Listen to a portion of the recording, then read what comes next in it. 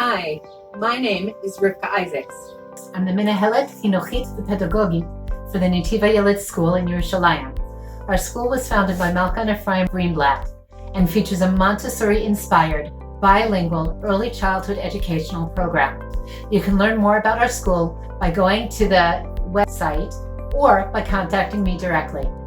I'm pleased to bring our series, Bringing It Home, a series of how-to videos on integrating Montessori principles into our homes. In all of these videos, our goal is to increase harmony, peace, and a sense of can-do attitude into your household. Today we take on food and food prep.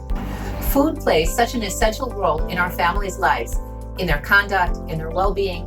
It provides good nutrition and is an ideal time to spend together. We can teach middos and self-supporting skills in a wonderful environment. Stop. Before we get into the nitty-gritty, we want to talk about creating the environment we want. There are 4 E's that you need to remember. The first is example. Each of us is a personal example to our children, a demut atzmi, a role model. Children in all areas have adult role models. Children watch everything. They see everything we do, and they role model a lot of that which they see. So the question we have to ask ourselves, are we making the right choices in terms of food? Do we have the right attitude in terms of food? Because our children are going to imitate us. If you make the right choices, they will most likely too. 2, explain, what does healthy eating look like? It's not never having sugar or something yummy. It's about understanding good choices and making those choices. It's about amounts. It's about balance. Young children, even as young as 3 and 4, can understand and buy into the basics of food nutrition, particularly if you're role modeling what we just shared about personal example. 3, experiment. It's really hard to try new things, especially for children. This is also true in all areas of life. Make it part of your meal plan to try something new. So no one has to eat it, but they should try it. Make it fun. Ask them, what does it taste like? What does it look like? Can you describe it? In our home, we had a game called the Food Bank. On it, we had a list of foods that we liked and foods that we didn't like. It was important for the children to remember that they didn't have to eat it, but trying was really important for our life skills. 4, make it easy and fun. In the beginning in a Montessori classroom, we really look for skills that help build on other skills.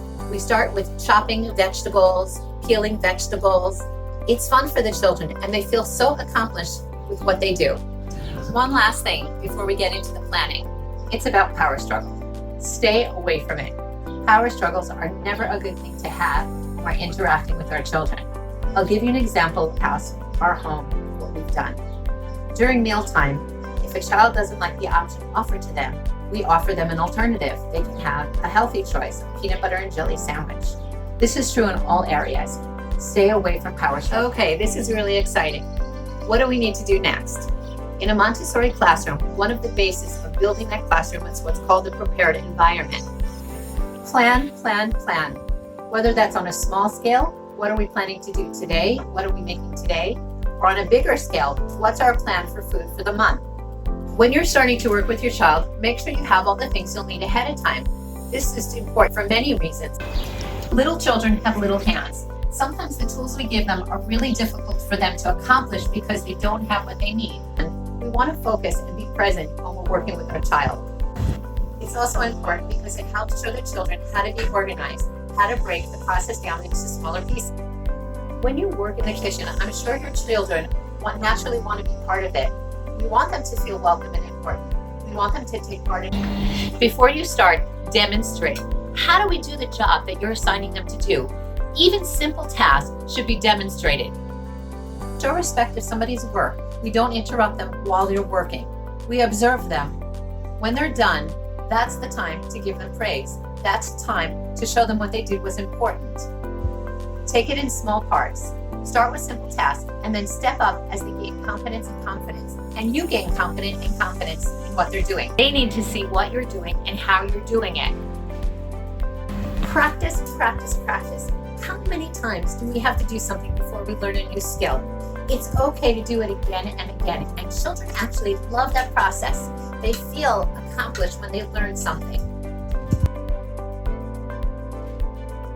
At some point, things will start to flow smoothly and they will internalize the skill. I promise. I want to share a short story to give you an example of how this works. My grandchildren and children live down the block. Many times they like to come over to help prepare for Shabbos. Last week, I was able to actually sit on the couch while my girl, who was in Gan Choga, set up, prepared, and cleaned up from the work she was doing. Is the goal here only food prep? Absolutely not. We're teaching many, many valuable skills while we're teaching our children how to prepare food. There are things your child will enjoy doing, that they will love to do, and there'll be things that they don't enjoy as much, just like any of us. There'll also be different levels of skills, what they can do well, what they're learning to do, and what they have a lot of trouble doing. Make sure you observe your child. Make sure you observe their skill set, their preferences. Enable them to grow slowly with lots of encouragement. Adapt and observe all that you're doing. In a Montessori environment, children learn responsibility that comes along with the privilege of doing. Remember, things will get messy. There might be spills, there might be things that break, but it's okay. Going back and showing our children that it's okay teaches them that we can try something, we can fail, and we can master. Be mindful. When you're with your children, try to be there with them completely and totally. It's amazing. You get to see the world through your child's eyes. You get to see what's thrilling for them, exciting, challenging. In summary, there are a few parts that we need to talk about. 1, make sure you have the right attitude. This is something we develop just like anything else in time. 2, prepared environment. Think about all the things we said that we need to do in order to make sure our children have the skills they need to be successful. And 3, being mindful.